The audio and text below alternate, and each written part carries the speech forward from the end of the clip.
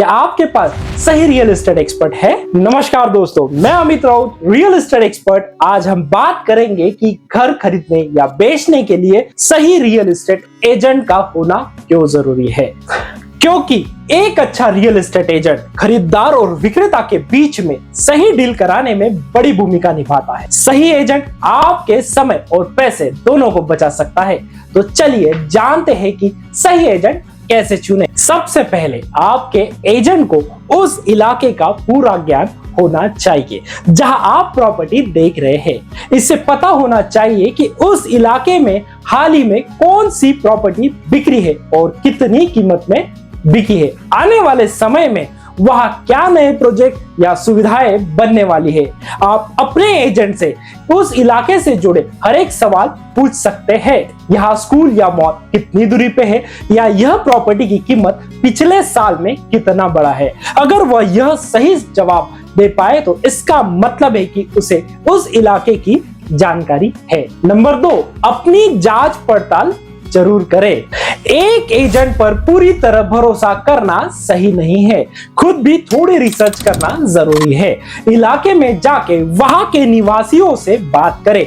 पूछे कि वहां की प्रॉपर्टी की कीमतें क्या है, क्या कोई समस्या है और कौन कौन सी सुविधाएं उपलब्ध है। आप डेवलपर की वेबसाइट भी चेक कर सकते हैं और दूसरे एजेंट से भी बात कर सकते हैं ताकि आपको सही जानकारी मिले। नंबर 3, एक अच्छे रियल एस्टेट एजेंट की पहचान कैसे करें। उससे उसके पुराने क्लाइंट के रेफरेंस मांगे। उसके पुराने ग्राहकों से उसकी ईमानदारी, जानकारी और सेवा के बारे में बात करें। अगर किसी राज्य में लाइसेंस की जरूरी होती है, आप उसका लाइसेंस जरूर चेक करें। जैसे महाराष्ट्र के वेबसाइट पे जाके आप उस एजेंट की सारी डिटेल वहां से देख सकते हैं। नंबर 4, पारदर्शिता ना होने पर सतर्क रहे।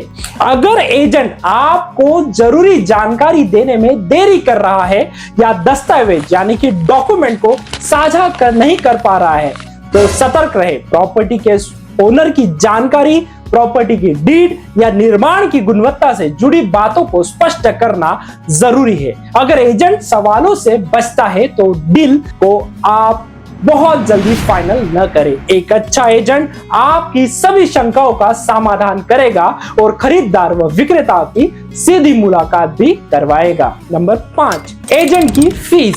एजेंट की फीस को पहले ही स्पष्ट करना जरूरी है ताकि बाद में कोई गलतफहमी ना हो। कई बार एजेंट शुरुआत में फीस की बात नहीं करते और डील के बाद ज्यादा चार्ज करते हैं। पहले से मार्केट और औसत फीस का पता लगाइए और उसी आधार पे बातचीत करें। नंबर 6, सही एजेंट का महत्व। घर खरीदना या बेचना सिर्फ एक वित्तीय फैसला नहीं बल्कि एक भावनात्मक यात्रा भी है। सही रियल एस्टेट एजेंट आपको इस प्रक्रिया को सरल बनाने में मदद करता है और आपके सही डील को सुनिश्चित करता है। नंबर 7, एजेंट से सवाल करें। आप जब भी एजेंट को शॉर्टलिस्ट कर ले तो आप उससे कुछ अहम सवाल जरूर पूछें। आपकी विशेषताएं किस क्षेत्र में है, आप खरीदारों को किस कीमत में घर दिलाने में सक्षम हैं, प्रोसेस के दौरान आप मुझसे किस तरह से संपर्क करेंगे, मुझे बताइए कि आप मेरी प्रॉपर्टी का पूछताछ मूल्य कैसे तय करेंगे, आपकी मोलभाव करने की क्या शैली है। अगर आप सेकेंड हैंड घर खरीद रहे हैं तो आपको यह सुनिश्चित करना होगा कि विक्रेता इस घर को क्यों बेच रहे हैं, प्लॉट की उम्र क्या है, इस घर के अब तक कितने मालिक हैं, सोसाइटी या एसोसिएशन की हालात कैसी है।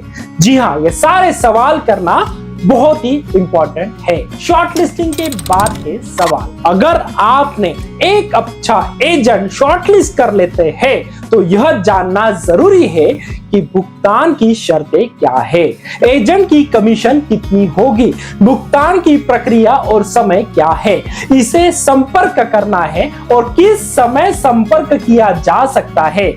अगर आप भी अपने सपनों का घर ढूंढ रहे हैं तो 11 स्क्वायर फीट को कॉल करें। 8602020211 पे कॉल कर सकते हैं। मैं अमित राउत आपकी हर जरूरतों के लिए हमेशा तैयार हूं। वीडियो पसंद आया हो तो लाइक और सब्सक्राइब करना न भूलें। मिलते हैं अगले वीडियो में। धन्यवाद।